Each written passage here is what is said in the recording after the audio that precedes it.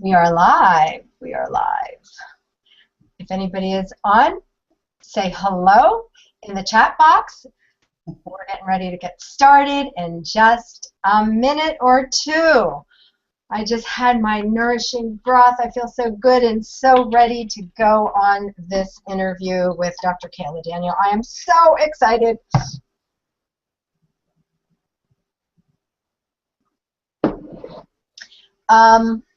Okay, so I'm going to ask for somebody to say hello in the chat. We have 1 or 2 minutes left before we get started.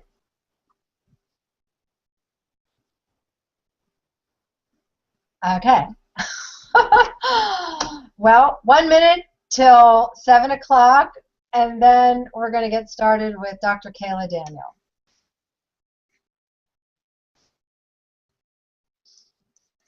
The last time we did this, oh my gosh, we were all over the place with some technical challenges, but so far so good.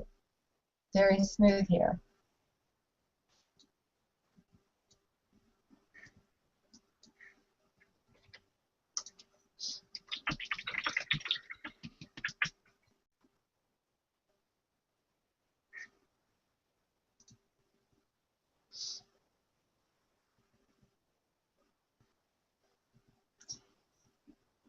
Okay.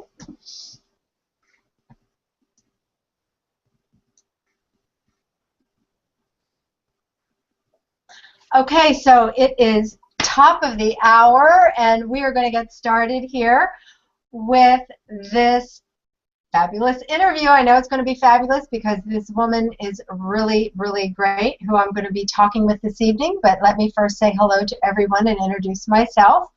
Hello and welcome to Marilee Interviews. I'm Marilee Tolen of MarileeTolen.com, and I'm excited to be here with you all this evening to present one of my favorite authors.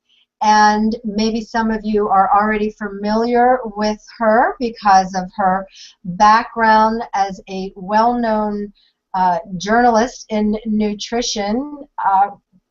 When she was on my radar for really making a splash, it was with her first book on the whole soy story. But let me just give you a little bit of background on Dr. Kaayla Daniel. First, on a personal level, because I always like to talk on a personal level. I've known Kayla for many years. I met her in Beverly Hills at a little event that maybe she and I, Kayla, you and I can talk about and chuckle about, having to do with media and media training. And we had some very interesting things in common because coming from a holistic nursing background, some of my colleagues and cohorts in that industry spilled over in her world of holistic nutrition, and so we became fast friends, had a lot in common, and have been in touch ever since. So formally, and I have really, really enjoyed Kayla on a professional level, on a media level, knowing her as a person, and now with her new moniker that is just a hoot, Kayla is known as the Naughty Nutritionist. Now, why is she known as the Naughty Nutritionist? Because of her ability to humorously and totally outrageously debunk nutritional myths. She is the vice president of the Weston Price Foundation. She's on the board of directors for the Farm to Consumer Legal Defense Fund, and author, like I said, of The Whole Soy Story, The Dark Side of America's Favorite Health Food. Dr. Daniel has been a guest on The Dr. Oz Show, PBS Healing Quest, NPR's People's Pharmacy, and now Marilee's Interviews, and many other shows. And she's shared the stage with the very big names who probably many of you follow all the time, such as Dr. Mark Hyman, J.J. Virgin, Gary Taubes, Charles Poliquin, Dr. Joseph Mercola, Sally Fallon Morrill, who she has co-authored this book that we're going to talk about tonight, Joel Salatin, David Wolf, who is another one of my favorites, and other prominent health experts. So, Kayla, welcome to the show. I'm so excited you're here. Thank you, Marilee. It's really, really great to have you on, because one of my favorite things about you is that you're one of those folks that call it like it is. You don't let anything like slide, over or under the radar. I really love that about how you pinpoint things, and I think you did so with definitely the whole soy story, that book. But coming forward and bringing it to what we're talking about tonight, which is like such a hit, and thank you again for this complimentary copy. And everybody, this is the book we're talking about, Nourishing Broth. It's you've pulled up such amazing history that I think is going to be relevant to a lot of us. But I know we're going to get to that in a little bit, because backing up, I just first want to ask you about your name, the Naughty Nutritionist. Why exactly are you known as that, and how did you come up with that great name? Well, Marilee, it all started with Joel Roberts in Beverly Hills, and you were right there on the scene. And Joel had asked me a tough question, and I answered in a rather amusing and naughty way. And he came right back and he said, "Oh, you are a naughty nutritionist." And it was bingo. I knew he was right, because laughter is good medicine, and that's what makes my heart sing when I can spread the message with humor. Somehow people pay more attention that way. It's less confrontational. It's more fun.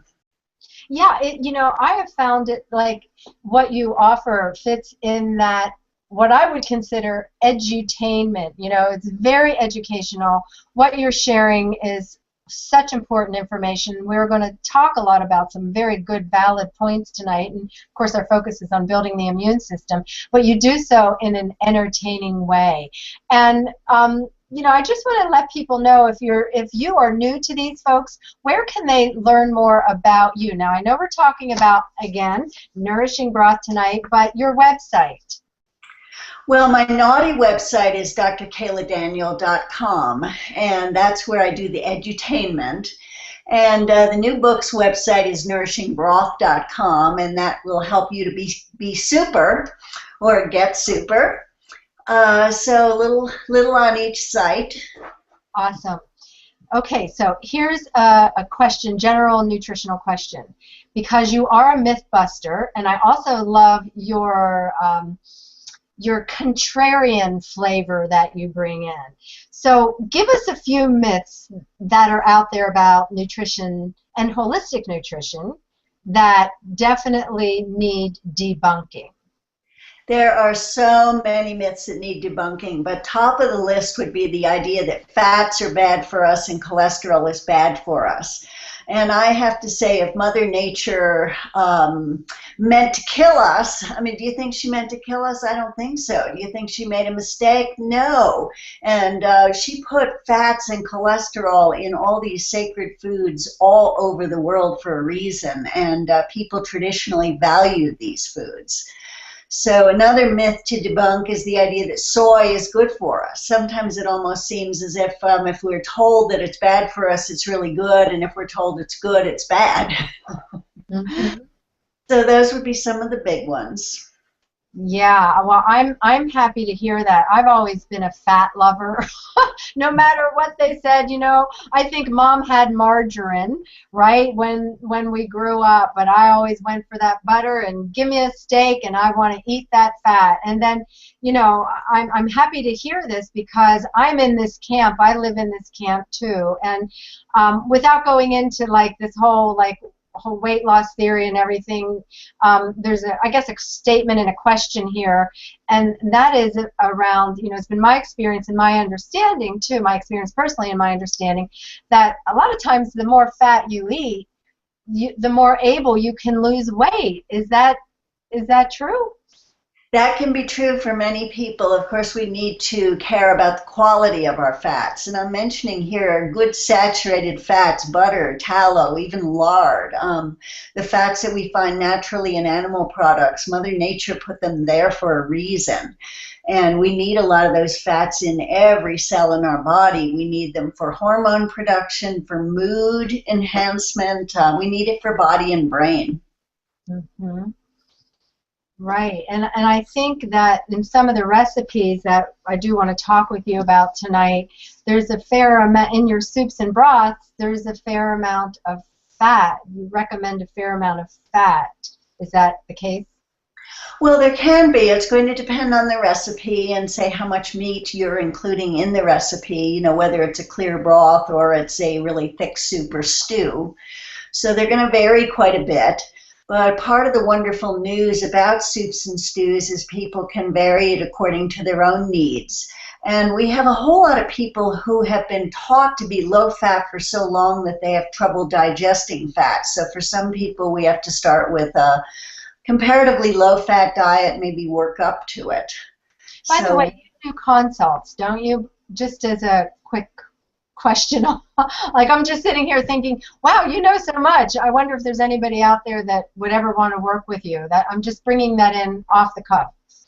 Yes, I love to work with people, and a lot of people have come to me after they've been harmed by vegetarian diets and low-fat diets, and they need to get healthy again. And one of the most important recommendations I can make for any of our listeners tonight who wants to get healthy is include a lot of broth in the diet. Because what happens to a lot of people is maybe they've tried vegetarian diets for a while, they've gone vegan, maybe they've tried Ayurvedic and macrobiotic and live food or whatever. And they've finally come back to an omnivorous diet. They're eating animal products again. But so many people, they get paleo books and maybe they're eating lamb chops and steaks, a lot of muscle meats. But our ancestors did nose to tail eating. So it's not just the muscle meats we need, it's the liver and other organ meats, and getting to the bone broth, we need to use the carcass of the animal, need to use the skins.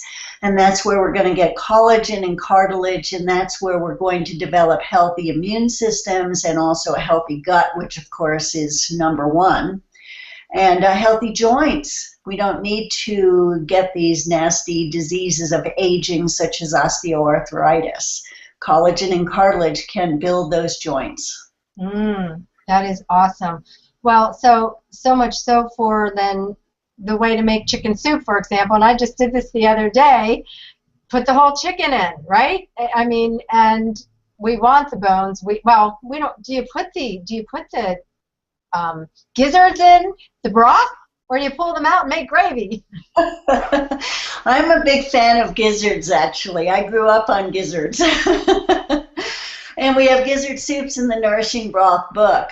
But yeah, the whole chicken, including the gizzards, the heart, the bones, the skin. Don't be afraid of the skin. Good monounsaturated fat there and that good crispy flavor. And it's mostly monounsaturated fat. That's what people don't understand as well.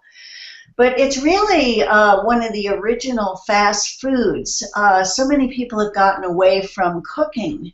But a few quick habits and you learn how to make broth and use slow cookers. Get it going in the morning, go to work, come home, and the whole house has the wonderful smell of broth and ready to go into soups and stews. Delicious.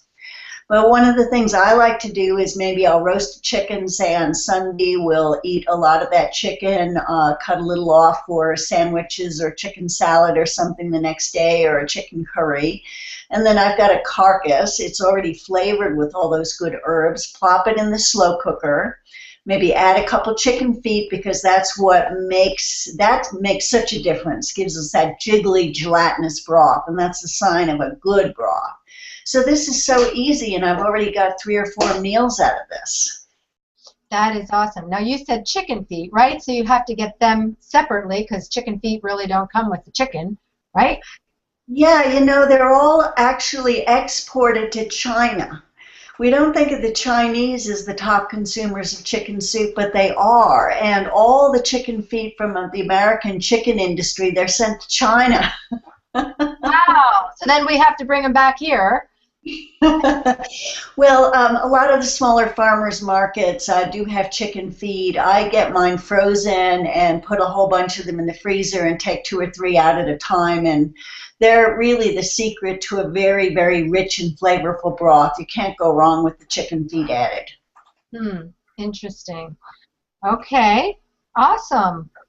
Well, let's talk about how healing this broth is. Actually, there's 3 things, when I went through your book that really caught my attention. And because let me just say for the viewers and people who are listening to the replay here that this is like one of those yummy books that you can kind of go to bed with and read all these recipes you can dream about and then be well educated. And the little time that I've had to really get in here, there's 2 things in particular that caught my attention. Well, actually, I'm sorry, I said 3. And we don't have to talk about them all right away, but I want to make these points. One about the cellulite, okay, for women, because I know there's a lot of women who are on this call tonight and listening in. How this really good broth can get rid of cellulite or help us control our cellulite or change our cellulite. The other is the collagen and the microbes. How taking broth can help maybe lower candida issues, and then the other about Florence Nightingale. So let's just talk about the healing aspects first of all. And I think, there are people that still believe it's an old wives' tale. Well, I love those old wives, a lot of wisdom from old wives. So, and in this particular case, they've been right for hundreds and hundreds of years.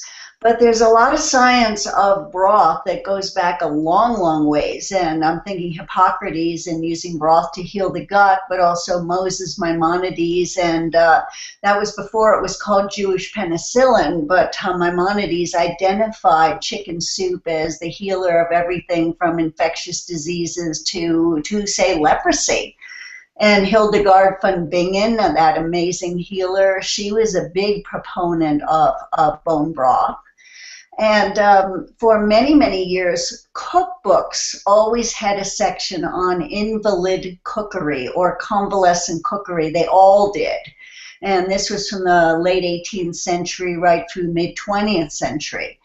And Florence Nightingale, in Notes on Nursing, talked about broth, and she talked about meat tea and incorporating gelatin and broth into soups and stews and aspics, and all of these foods that were made more digestible to help somebody who was in need of healing. And that, of course, was not a book for professional nurses, but for all of us at home who might have an elderly parent or a sick child or someone to help with healing. And what she did with the Crimean War, very few people know this, but she was such a networker and very convincing. She talked the leading celebrity chef, the world's first celebrity chef actually, into going to the Crimean War to cook broth, good quality broth for the soldiers, nothing but the best. His name was Alexis Soyer, and she took him to the Crimean War. Oh my God, that is awesome. I'm always learning something new about Florence Nightingale, having the nursing background. And I pulled this off my shelf too, because once you reference this in your materials, I wanted to dive back in, and that's really fascinating. So you talked about her meat tea. Like what is meat tea? Well, meat tea would just be a simple broth without all the vegetables or the flavors of soup. So you could have a beef tea, or you could have a chicken tea or lamb tea, just very simple. And you could have a cup of it. You could start your day like that, or have it mid-morning, mid-afternoon. It was a popular expression in the Victorian era. And Nightingale did point out that people could not live on meat tea alone. Mm. But it's wonderful. It's warming. It's soothing. It's healing.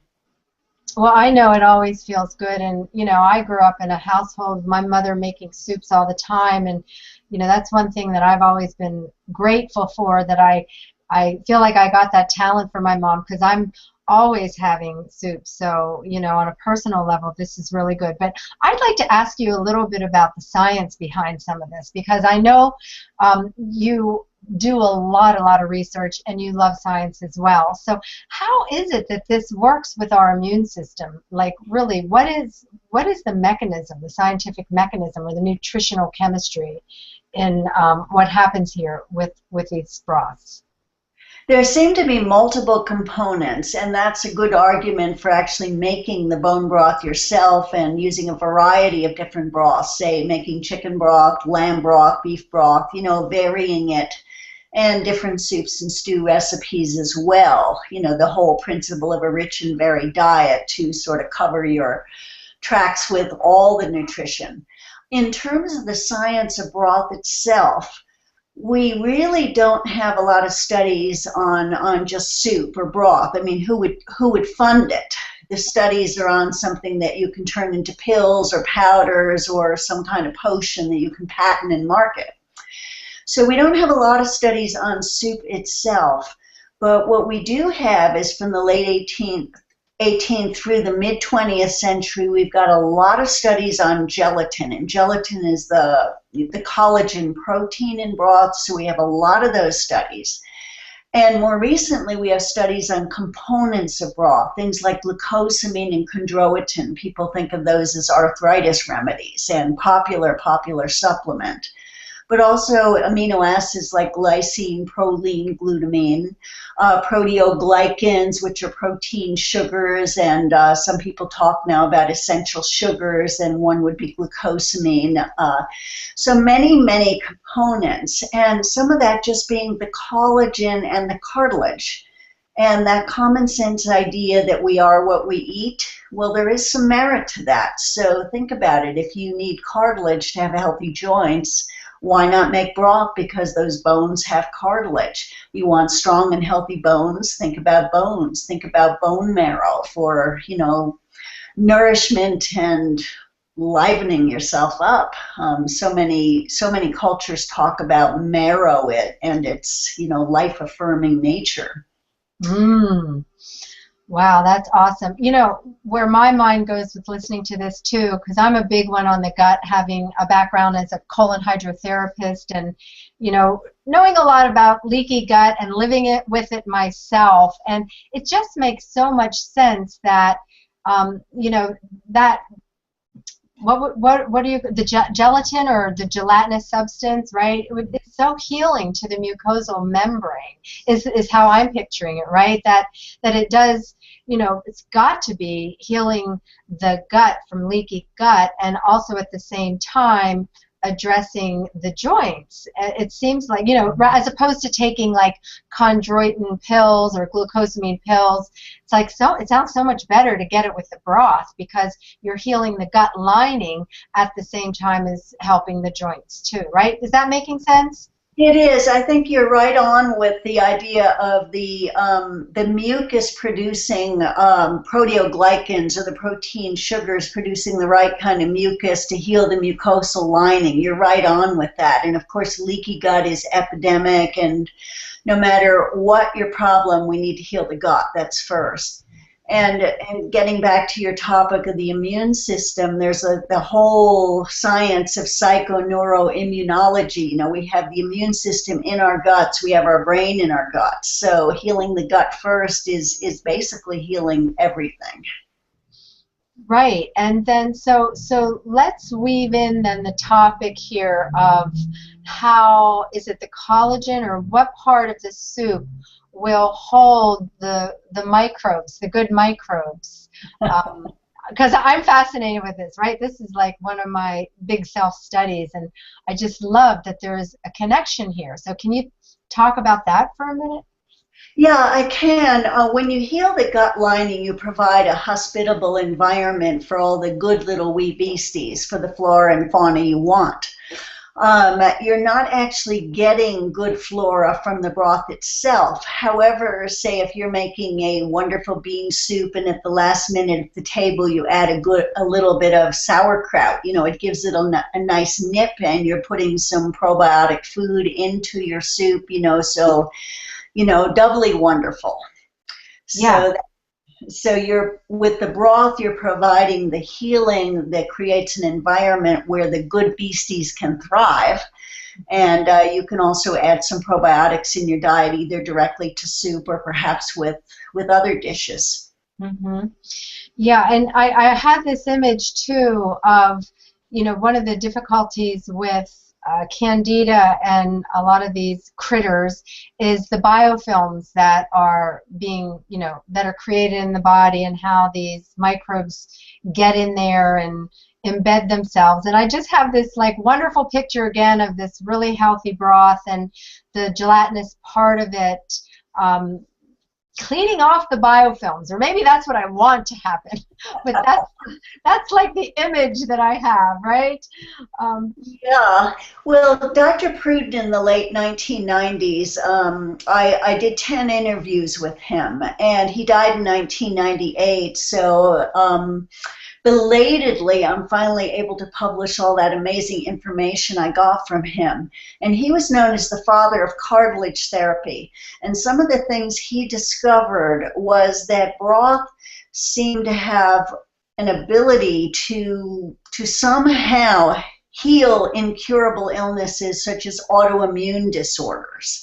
Now, I'm actually getting back to your thing about the flora and fauna and the wee beasties, because there are a lot of admittedly controversial theories that autoimmune diseases are not a case of the body for some ridiculous reason attacking itself, but the body in its wisdom recognizing that there's a certain kind of bacteria present that other people can't identify. So the body is attacking itself, but in an attempt to kill off pleomorphic bacteria, or what's called stealth bacteria or mutant bacteria, the ones that easily change from viruses to bacteria and back and forth, and they're very hard to catch.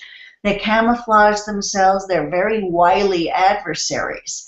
So with a lot of autoimmune diseases, the body may in fact be trying to kill these microorganisms.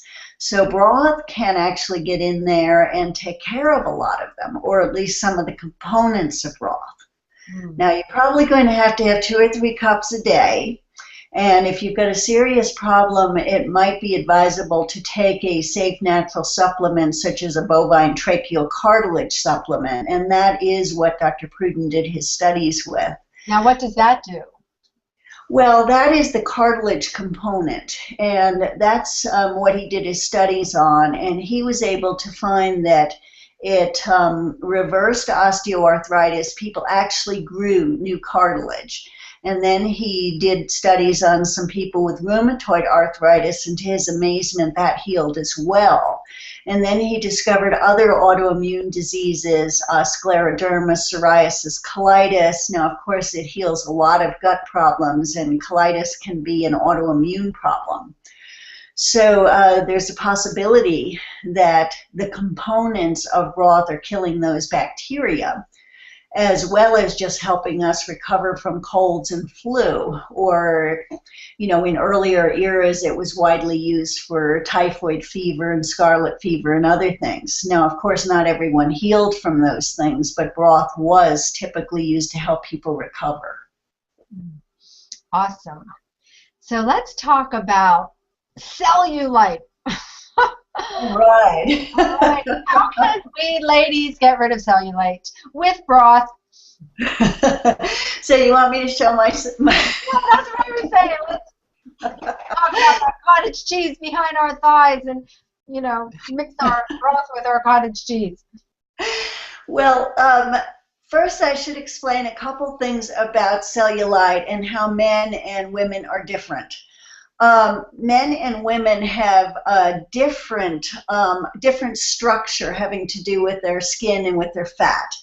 So in simple language, I can say that women have a structure of collagen fibrils. It's like a picket fence, so there's a lot of holes in between. And men have more like a chain link fence. So if you don't want things to get into your yard, you know, the chain link fence, it makes sense, that's going to work better, right? Mm-hmm. So the guys with the chain link fence, the fat is less likely to start poking through and make the little dimples on the skin. And women with the picket fence have more problems. So it's much easier for women to develop cellulite. But whether you're a man or you're a woman, you want to make your fence as strong as possible. So we want to get that structure nice and strong. So since it's collagen fibrils, guess what might help? Collagen. Where do we get collagen? Old-fashioned bone broth, or perhaps gelatin or collagen hydrolysate supplements could help. And so that kind of spills over into the anti-aging and beauty realm, right? I mean, isn't that also what we want for our faces and, you know, from an anti-aging level? Like, how does it work with that? Yes, we do. And we think of collagen in terms of cosmetic applications and injections, but the very best way to do it is from the inside out. So nothing better than broth. Yeah. So let's talk some recipes. I have to say, several years ago, I worked with you. Remember, we had a few little calls together, and you turned me on to the wonderful way to take marrow bone, beef marrow bone, put it in a crock pot, add a little vinegar, and cook it for a while. And first of all, I love the smell of that in my house. And I loved how I would come, and then when that was ready, I'd take my cup and go into the crock pot and pull it out and just sip on it. Talk about, there's like this nurturing feeling that you have when you have broth. And but let's share that recipe, if you don't mind, with us, if anybody else wants to. What is it called, and what can it do for people? Well, I've got all sorts of recipes, and some would feature bone marrow like that. Some would be more with knuckle bones. Some basic, soothing, nourishing things like just plain chicken rice soup. Can't go wrong with that. But as we're getting into winter, one of the things I love to do is, say, roast some marrow bones in the oven. Scoop out that delicious marrow, and people can use it like butter. Anthony Bourdain says if God made butter, it would be marrow. So we can eat it that way, or we could put it into the crock pot or stock pot ourselves and get it in the soup. So there's marrow bones that have large treasure troves of marrow, and then there's say chicken bones which have very, very little. So we can get it from the soup. In terms of coming into winter, one thing I love to do is make like lamb shank soup. That can be very rich and gelatinous and flavorful.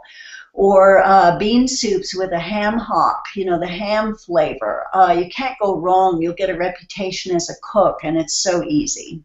And are these recipes in this book? Like, that lamb sounds awesome to me. And you know, anything to do with beef broth. How do you roast your bones? Well, that's pretty simple, and you don't have to do it. Some people skip that step. I skipped it for years. Now I do it more routinely because it just makes a more rich and flavorful broth, but it's not necessary. We don't have to complicate the whole thing. Some people don't make broth because they're afraid that they need to be gourmet chefs, and we don't need to do it in a complicated way. But basically just put them on a rack and roast them up until the whole house smells of that. Scoop out the marrow and then take those bones, put them in the pot with some celery and onions and maybe carrot, and make the broth, and then later decide how you want your stew, and perhaps start over with fresh potatoes and celery and onions and carrots, and bingo, you've got a delicious stew.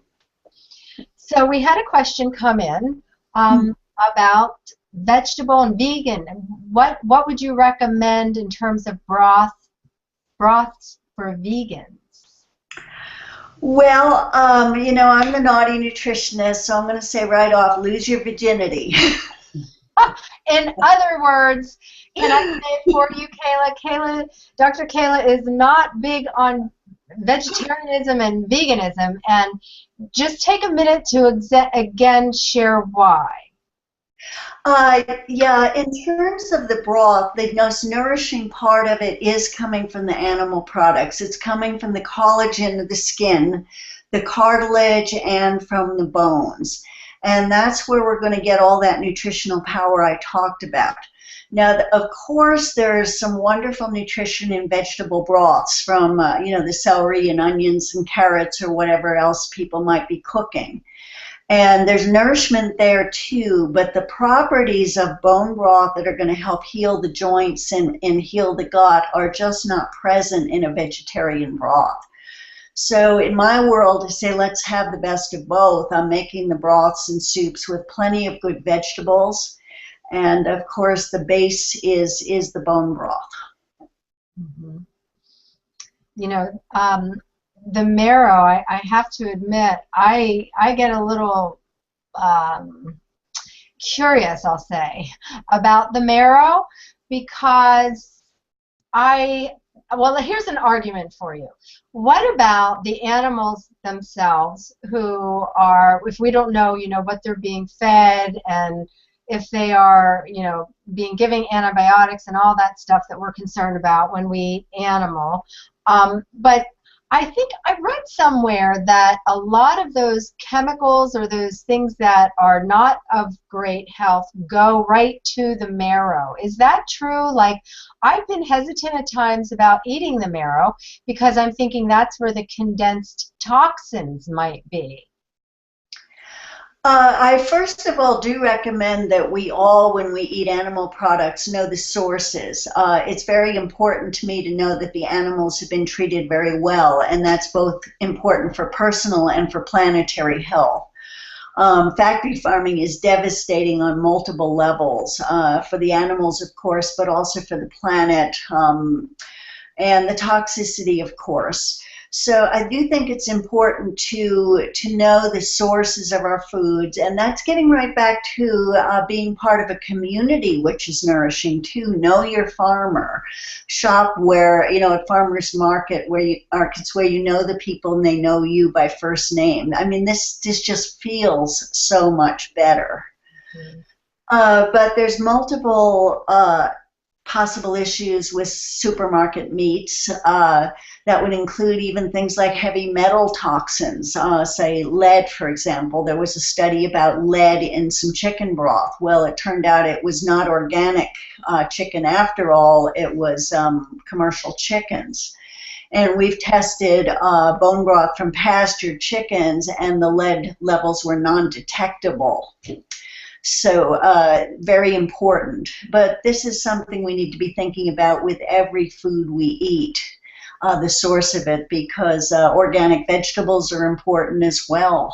There's a lot of toxicity in commercial vegetables and fruits. So if you don't have that local butcher down the street, and like I don't, but I shop at Whole Foods and I buy my marrow there. I mean, is that good enough, or should we still be a little cautious about the marrow? I give them to my dogs mostly, but I do cook them. But I do admit I throw like half of the marrow out because I'm afraid of those chemicals. Oh, I think you should really dip into that marrow, Marilee. That's the rich. Whole Foods on the whole, I would say that's, in the middle. It's way above supermarkets, but probably not the absolute best quality. But some Whole Foods do have grass-fed and not just what they're calling natural. And there are, if you don't have local farms who have the great stuff near you, or you don't have time to get that, some of us can get that by mail order. And depending on where you live in the country, some of us do have to have it shipped in. Mm-hmm. Mm-hmm. So, okay, so getting back to the vegetable broths. So what do you recommend as far as that's concerned? If you don't want to deal with bones, but you're willing to eat some animal products, a way to handle that would be to add, say, collagen hydrolysate to the soups you have, or even you can even add it to something like coffee. But that, of course, is an animal product, no way around that part. In terms of vegetable broths, the freshest vegetables will give you the highest nutrition. And certainly recommend that. Wonderful on a lot of levels, but the real healing power is going to come from what's in the bone broth, from the cartilage and collagen, and we just can't get that from vegetables. Mm-hmm. Mm-hmm. So let's talk about your favorite recipe in the Nourishing Broth book. Do you have one? Or if there is one that you could recommend people to start out with, which one would that be? If somebody is a total neophyte in terms of making broth, just start out with the very simple ones. And there are some, and you know, one of my favorites of all time is just simple, plain chicken noodle or chicken rice soup. I'm mentioning chicken rice because so many people are off noodles and gluten these days. Mm-hmm. But some of these simple ones, every single week, you know, they still feel good. It's like there might be, you know, 50 flavors of ice cream, but people still prefer vanilla. Mm-hmm. But as we get into winter, a lot of the like lamb shank or bean soup recipes become some of my favorites. There is a wonderful recipe by a friend of mine named Kathy Pirtle, who healed acid reflux using bone broth. And she's a world-famous clarinetist, and her career was being derailed because she was so sick. So she has a wonderful recipe that involves beef and plenty of beets and many, many other vegetables. Very rich, very nourishing, very red. Very red, yes. Is that in your book? It is in here, yeah. I would have to find the page, but the provider of the recipe was Catherine Pirtle. And okay, I'm going to write that down because that sounds of interest to me. That kind of coincides with that whole idea of healing the mucosal lining with the broth. So for healing soups, if somebody's dealing with a health issue, are we talking about having like several cups a day? Like how often would somebody take broth?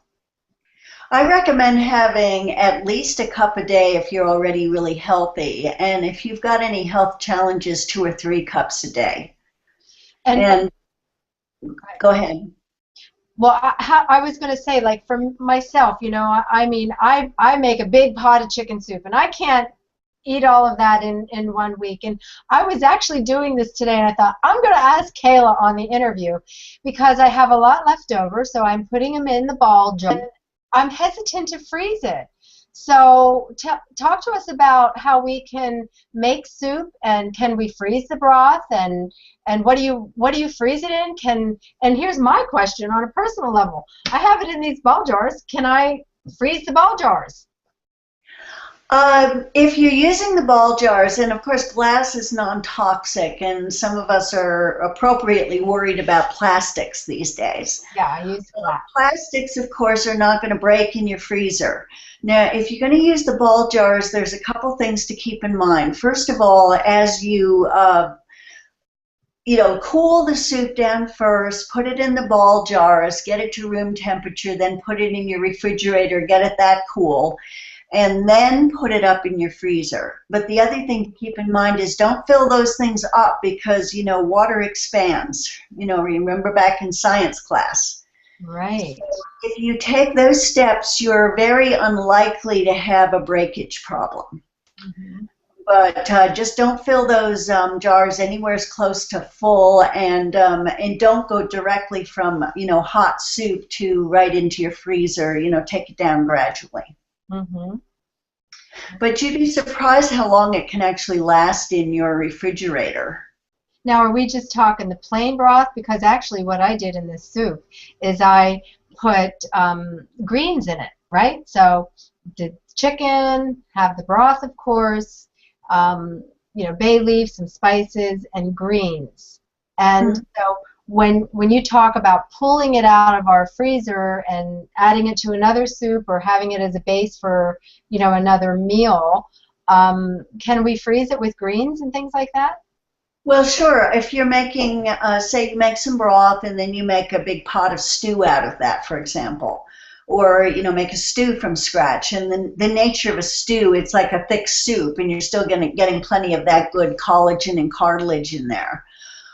You can take that and freeze it, and then you're thinking dinner. I think I'll have that lamb stew tonight. So you thaw it out or heat it up, and bingo, you've got dinner. Maybe you want to make some rice to put it on or something, but it's still a pretty quick, fast dinner. Now, some people will make the broth, and it's just clear, and they've got that, and so they will freeze that. Some people will do it in ice cube trays, and then just take out a few cubes, say to have a cup of meat tea. So there's various options depending on how much you want it to eat at a time, how big your family is, whether you want to keep, say, a small crock pot going all the time in your kitchen, which certainly works during the winter, but maybe in the summer you're not going to want to do that as much. How long can you keep it going in a crock pot? Well, there's actually some people who talk about perpetual broth, where they'll scoop some out and eat it and add a few more bones and a few more vegetables and keep it going. Now, that would seem to be wonderful, like you never have to clean anything out. But in fact, after, say, a week, 10 days, yes, indeed, you do need to start over. Right. My feeling is I'm just going to make some broth, finish it up, eat it, and, start something else. Maybe I'll start the week with chicken broth, and then later on I'll have lamb shank stew, and then the week after I'll do chicken again, and then maybe beef stew. And in the winter especially, I'll also probably have some sort of ham hock and bean soup, pea soup, lentil soup, black bean soup. Ham hock's the secret to any of those. Interesting. So interesting. So let's tell people where they can get your book, and I do have it listed up on the display here. And we also want to just mention something about your co-author here, who is Sally Fallon, who, is the author of this book, and then you're bringing both of your amazing work together in this book. Yes, Sally Fallon Morell's my co-author, and she provided the part of the book that's all the how-to tips, the helpful hints, my broth didn't turn out right, what do I do kind of advice, and gathered all these amazing recipes. And we did the Nourishing Broth book in a way as a sequel to Nourishing Traditions, which is a real food Bible for many, many people. And just so many people just wanted more having to do with the soup that we, of course, delivered. And we've developed a website, nourishingbroth.com, and we're trying to build a broth eating and drinking community there. With a lot of tips, people telling their stories, sharing their recipes. And that's the place to get the very best price on Nourishing Broth, the book. And we also have free offers there. My free ebook, Be Super, with 7 tips on how to have more health and energy through broth. And Sally provided some extra helpings, some extra recipes. So they can go to nourishingbroth.com and download this free information right away? Absolutely. And then purchase this book from that site as well? Mm-hmm. That is great. So I'm going to check in with the attendees and make a request for some of you to put in your questions. Actually, just to let you know, there is I don't know, 2-minute delay on this technology that we're using here.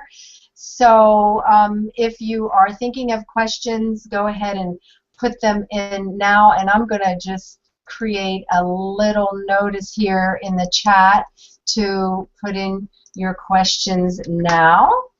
And I will keep my eye on that. Actually, Evelyn wrote in and said she has a great mail order source for grass-raised animal bones and meats.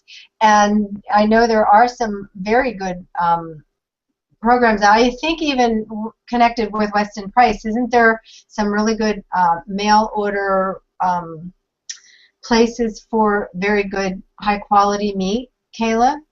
Yes, there's any number of farms. U.S. Wellness comes to mind for meats. Vital Choice comes to mind in terms of making fish broths with high quality ingredients. And there are many, many others too.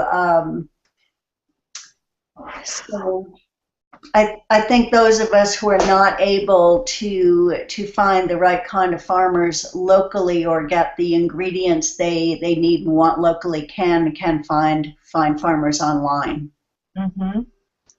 Okay. You know, I made a fish broth, oh my gosh, maybe about 10 years ago, because I was studying, well, this is before I met you, and so I was studying some of the works of Donna Gates, who I've followed and trained with a little bit over the years. And I will never forget this. I actually have a question in this for you. I will never forget this experience eating this fish broth, this fish soup. It was in the first edition of her Body Ecology Diet, and it was the entire fish, which I'm sure you probably have some good recipes like that. But here's my question in that. When John and I ate this, we had the most amazing experience in our bodies it was almost like a spiritual experience, this like mental clarity, this heightening, and I remember we're like over our soup bowls and we looked at each other and we kind of said we felt high. And it was just an amazing experience. So do you have anything to say about that? Because I'm telling you, I've been carrying this for years thinking about this. And you're the person that could answer this, I'm sure. Well, Marilee, we got a lot of testimonials of people saying, when I have that broth, my whole body says, ah. We have a lot of stories like that. And when we got the first one, we thought the person was certainly supportive, but maybe a little odd. But more and more of those stories came in. So you are not alone. Oh, and I wanted to mention you mentioned Donna Gates, and a lot of her diet has a lot of foods that are very favored by vegans, but she does include some animal products, and she's a big endorser of broth because she and many of us have simply found that we do not get the same healing benefits with a vegan diet or vegetarian soups. Mm-hmm. Yeah, I back to this fish broth, I was wondering if it had something to do with the fish head or the fish brains, if there's something special in that, because the feeling, and John and I are both very energetically sensitive, and it was astounding. So I'm surprised I haven't made it again. It was almost like it was so good I'm afraid of it, But I cannot wait to dive into the recipes that you have here, and I can't encourage everybody enough to go and grab this book. When I was sending out a few Facebook messages about this interviews and some emailings, I had people writing back. Some people were saying, oh my gosh, I love this book. I just got this last week. I love her work. I love these broths. And, so I think this is going to get bigger and more popular. I think you were so on it. The timing of this is so good because we all want natural things to build our immunity.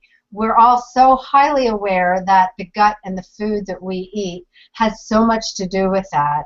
And who isn't totally in love with a warm cup or bowl of wonderful, nourishing and nurturing broth or soup? So here's somebody, so Evelyn wrote back in. Evelyn's chatty tonight. Hi, Evelyn. It's nice to hear from you.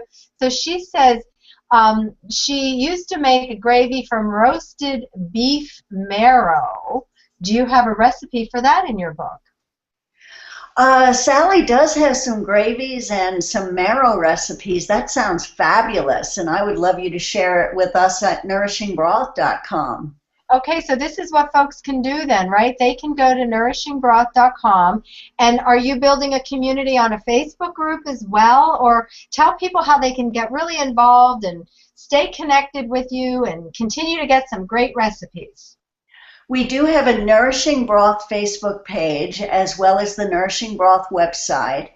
And we're encouraging people to share their tips and their recipes and to really build a community, because broth is very much about community. I mean, we think of things like soup kitchens. It's just plain nourishing and supporting, and I think some of the reasons that it is so beneficial to our health is when we make these slow foods, and they're slow in some ways, they're fast in others. It doesn't take a lot of time. It's not like you have to hover over the stove all day. But these slow foods, and if we eat them with our friends and our family, sit down to eat them, very nourishing, very supportive to our overall health. Oh, I just love that concept. I'm so sorry about this phone. Let me. So Laurie just wrote in with a great question, because I have the same question. So Laurie, thank you for asking. Why do you add vinegar into making broth? You don't need to add very much, but add a little vinegar or a little wine, and that helps pull the minerals and also the collagen out of the bones, and that just makes it more nourishing. It's just a little, so it really doesn't affect the flavor. So, and then Karen just wrote in, what kind of vinegar? Well, whatever you like. I use a lot of apple cider vinegar, but occasionally red wine vinegar. There's any number of vinegars. They'll all work. And many gourmet recipes will use wine, so just these different options. I remember when I was making this, you know, back to the time where you had given me some tips on how to do this, and the smell of the vinegar and that broth in the house, you know, it just, like, if we can think vinegar and we can pucker up, and, you know, it's almost that, it creates that sensation in the body, but it was just, I absolutely love it. Now, what would you think about a bay leaf that would go in there, some spices? A whole lot of recipes have bay leaves, and any number of different spices. I mean, we think of things like sage and thyme with chicken soup, very familiar, oregano and basil for some. And since many of our listeners are probably into essential oils, we can actually add drops of, say, a lemon or orange, you know, depending on the recipe. Like, you find you've got a recipe, say a Moroccan soup that has lemon, and you don't have any lemon, but you've got lemon essential oil, just a drop there. And of course, we have oregano and thyme too, and sage. We have all of those as well. They're pretty strong, I think. They're strong, so I think it's very good not to get the bright idea of, you know, dropping it directly into the soup. Maybe drop it onto a spoon in case you get 3 or 4 drops, when maybe you're going to want just like a half a drop. That's an awesome idea. Take it easy. That's an awesome idea. Wow. Well, I am telling you, I am just so excited to have had you on this evening and bringing this information to our community. And our community, I think, when I say our community, it's like, there's not really a container for this necessarily, but it's a lot of women who we all are connected either through Facebook or, you know, on my email list, or, you know, in many circles that I've been in, and we're all into health and healing, helping ourselves, helping our families, staying young and vibrant, keeping our joints very, very mobile. And then also many of us are service professionals that have people who we want to help as well. So I know that this information will continue to have a life after this. So, okay, well, let's see if there's any other questions or comments coming in, and I don't see any. So Kayla, once again, where they can contact you personally, where they can get the information about the book, and then we will say good night. Well, thank you. The book, go to nourishingbroth.com, and also some free gifts and your place to learn more about broth, share recipes, share your stories, ask your questions. And anyone who's interested in me as the Naughty Nutritionist, I'm over at drkayladaniel.com. Awesome. Well, thank you again. Thank you, everybody, for taking the time out of your evening tonight.